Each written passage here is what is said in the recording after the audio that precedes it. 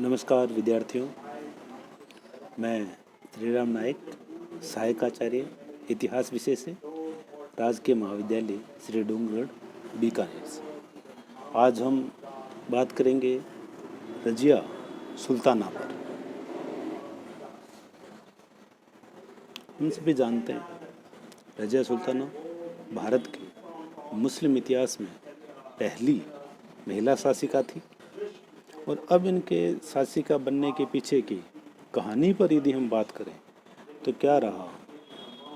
जब इल्तुतमिश ग्वालियर विजय करके जब इल्तुतमिश ग्वालियर विजय के लिए जा रहे थे, तब उन्होंने अपनी राजधानी और शासन कार्यों का जो भार है वो अपनी पुत्री रजिया को दिया। और जब वो वापस लौट के आए तो उन्होंने देखा कि रजिया ने बहुत अच्छे से प्रशासन को संचालित किया था। इस कारण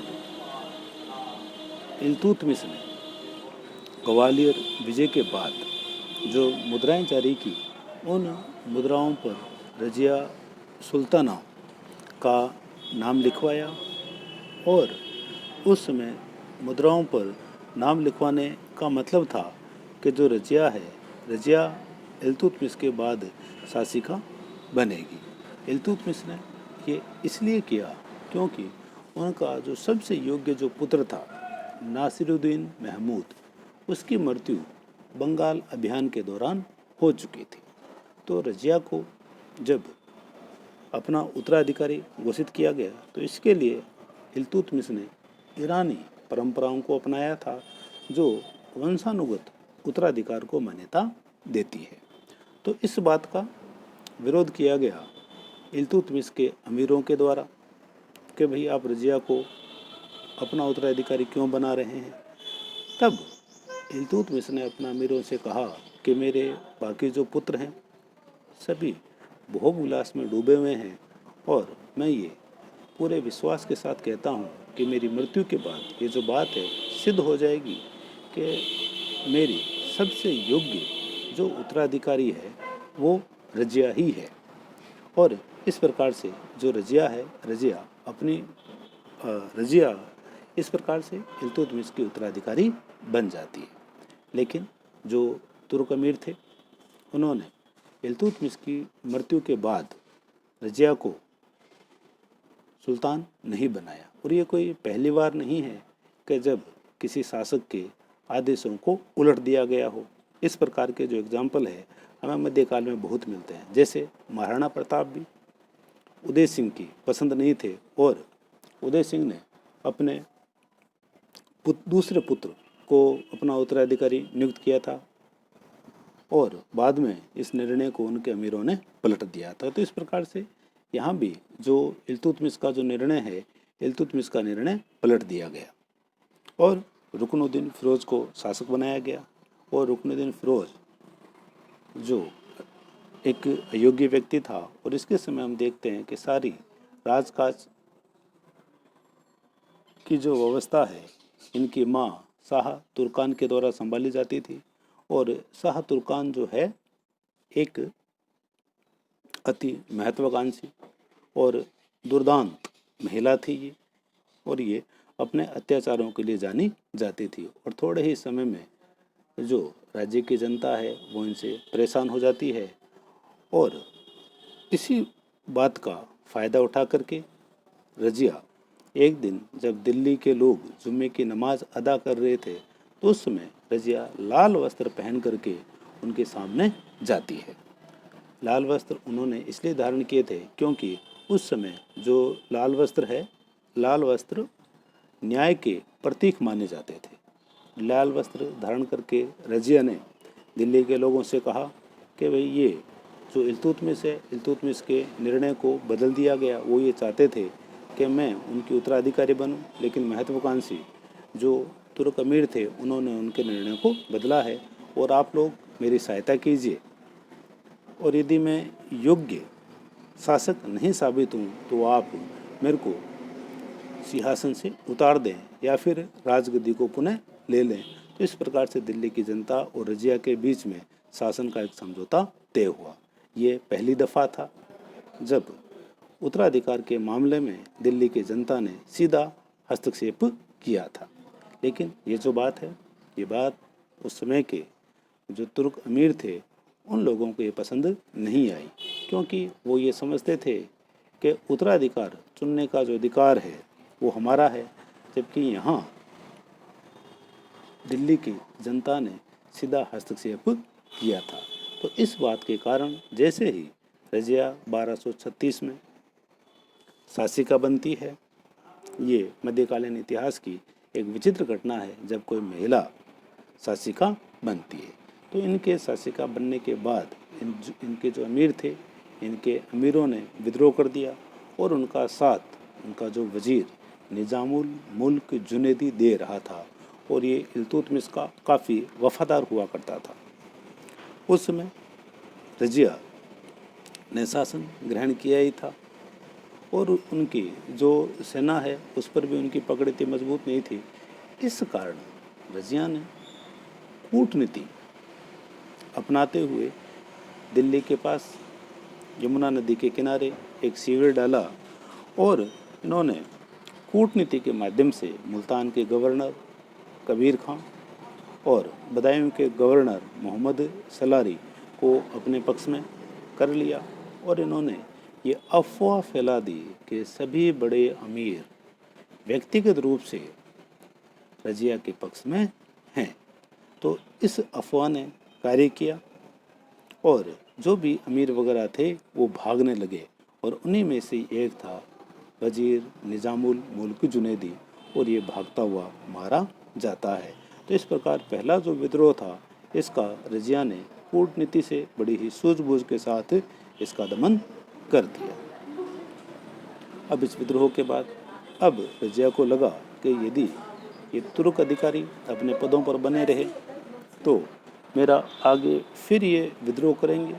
तो इस उद्देश्य से उसने कई नई नियुक्तियां की, और इन नई नियुक्तियों के पीछे जो भावना थी वो ये थी कि एक तो दरबार में जो तुर्क एकाधिकार बना हुआ है उससे मुक्त हुआ जाए और गैर तुर्की लोगों को शामिल किया जाए ताकि तुर्क अधिकारियों को संतुलित किया जा सके। इस प्रकार की नीति आगे चल कर के अकबर के द्वारा भी अपनाई जाती है, जिससे वो अपने दरबार में राजपूतों को लेकर के आते हैं।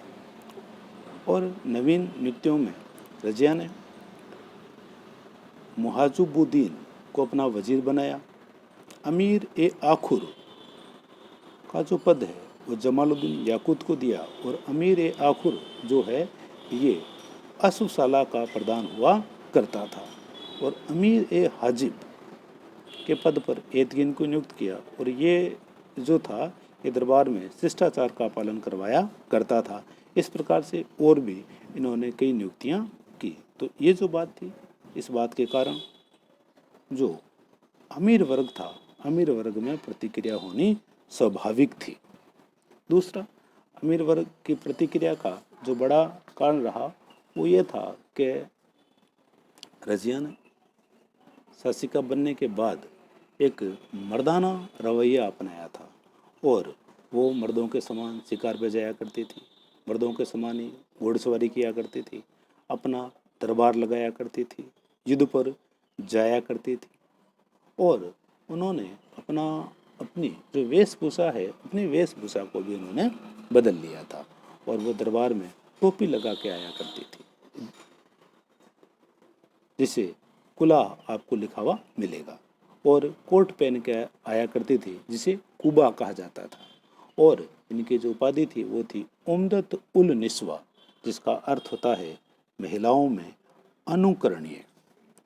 अब रजिया की और यदि अपने बात करें तो एक इनकी जो नियुक्ति थी जलालुद्दीन याकूत की, ये बड़ा ही विवाद का विषय रहा है कि बहुत सारे इतिहासकार हैं जैसे इब्न बतूता, इसामी, बदायूनी, ये जो लोग हैं ये लोग इस बात को कहते हैं कि रजिया और याकूत के जो संबंध है अनैतिक संबंध थे, मतलब इनमें शारीरिक संबंध रहे थे। इस प्रकार की जो बात है इब्न बतूता, इसामी और बदायूनी कर रहे हैं, जबकि आधुनिक काल के जो कुछ इतिहासकार हैं, बुलजले है, लेन पुल, ये इस प्रकार के किसी भी संबंध को स्वीकार नहीं करते हैं, जबकि समकालीन इतिहासकार मिनहाज उस सिराज ने अपनी रचना तबकाते नासिरी में याकूत और रजिया के संबंधों में किसी भी प्रकार का कोई दोषारोपण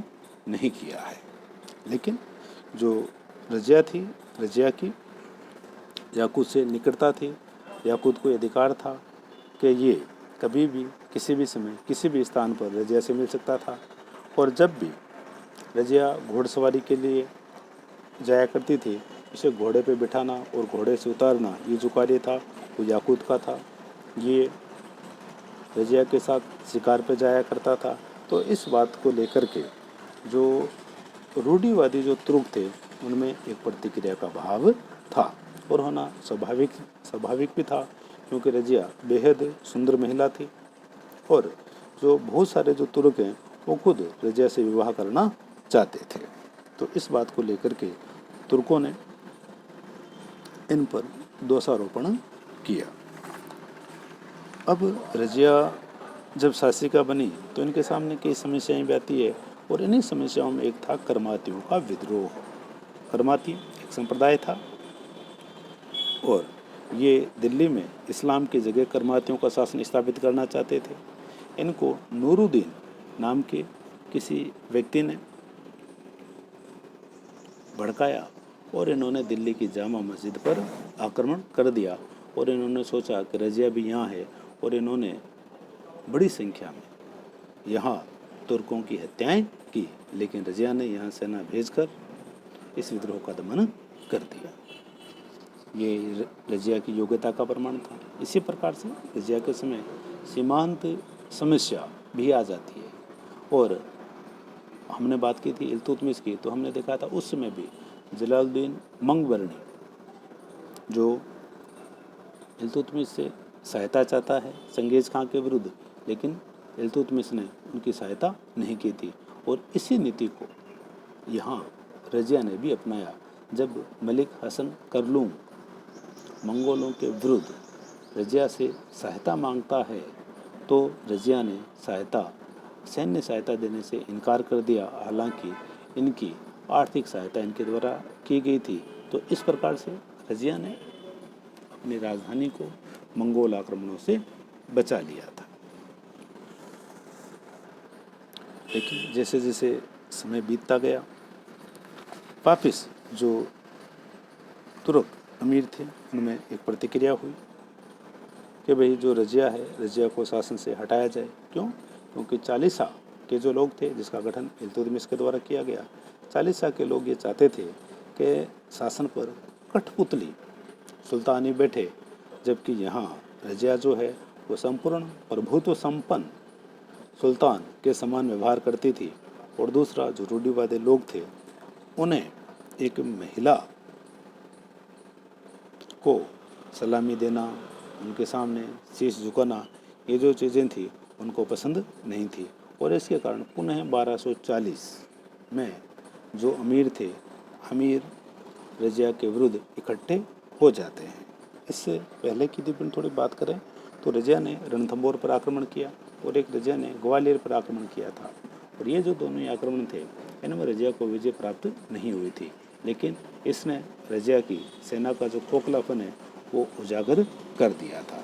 तो इस बात का लाभ उठा करके रजिया के विरुद्ध फिर जो अमीर विद्रोही हैं वो एकत्र हो जाते हैं, और सबसे पहले जो विद्रोह है वो किया जाता है मुल्तान के गवर्नर कबीर खां अयाज के द्वारा। कबीर खां अयाज ने विद्रोह किया। जब रजिया इसका दमन करने गई, इसका दमन कर दिया गया, तभी अल्तूनिया जो बठिंडा का गवर्नर था उसने भी विद्रोह कर दिया। जब ये रजिया इसके विद्रोह के दमन के लिए गई तो पीछे से जो अमीर थे उन्होंने इसके विश्वस्त जमालुद्दीन याकूत की हत्या कर दी, और अल्तूनिया के विरुद्ध जो रजिया ने अभियान किया वो अभियान असफल रहा, और यहाँ रजिया को कैद कर लिया गया। और एतगिन, जिसे अमीर हाजिब बनाया गया था, इसने दिल्ली में रजिया की अनुपस्थिति का लाभ उठाकर बहराम शाह को शासक बना दिया था। लेकिन बहराम शाह के शासक बनने के बाद जो दिल्ली में पदों का वितरण किया गया, इसमें अल्तूनिया पद वितरण से अल्तूनिया जो है वो नाराज़ हो जाता है, क्योंकि उसको मनवांछित पद प्राप्त नहीं होता है। और इसकी नाराज़गी का लाभ उठा करके रजिया ने बाजी को पलटने का प्रयास किया और अल्तूनिया से विवाह का निवेदन किया और अल्तूनिया ने रजिया से निकाह कर लिया। और इस निकाह के बाद हम देखते हैं कि रजिया और अल्तूनिया दोनों की संयुक्त सेना जो है वो दिल्ली पर बहराम शाह पर आक्रमण करती है। लेकिन दोनों की जो संयुक्त सेना है राजकीय सेना से पराजित होती है और पराजित होकर के जब ये लौटते हैं तो कैथल हरियाणा के पास एक स्थान है, वहाँ रजिया और अल्तूनिया अपनी सेना से थोड़े दूर आराम कर रहे थे। उस समय स्थानीय जो डाकू हैं उन्होंने लूट के उद्देश्य से इन पर आक्रमण कर दिया, जिसमें रजिया और अल्तूनिया मारे जाते हैं। और ये घटना है दिसंबर 1240 की। इस प्रकार से हम देखते हैं कि जो मध्यकाल की महिला शासिका थी रजिया, उसका पतन हो गया। अब बहुत सारे इतिहासकार इस बात को कहते हैं कि रजिया का जो पतन है वो इस कारण हुआ क्योंकि रजिया महिला थी। लेकिन इस बात पर यदि हम गौर करें तो आप देखेंगे कि जो रजिया है, रजिया ने मर्दाना रवैया अपना लिया था, अपनी सैन्य योग्यता का भी उसने परिचय दिया था, तुर्क अधिकारियों को भी उसने नियंत्रित किया था। तो ये जो दोष है ये दोष सतही लगता है। भाई ऊपरी तौर पर यदि हम सोचें तो हम इस बात को मान सकते हैं, लेकिन वास्तविक रूप से यदि देखा जाए तो रजिया के पतन के पीछे जो कारण है वो तुर्क अधिकारियों की महत्वाकांक्षा और उनका रूढ़िवादी नज़रिया था, जिसके कारण रजिया का पतन हो जाता है। धन्यवाद।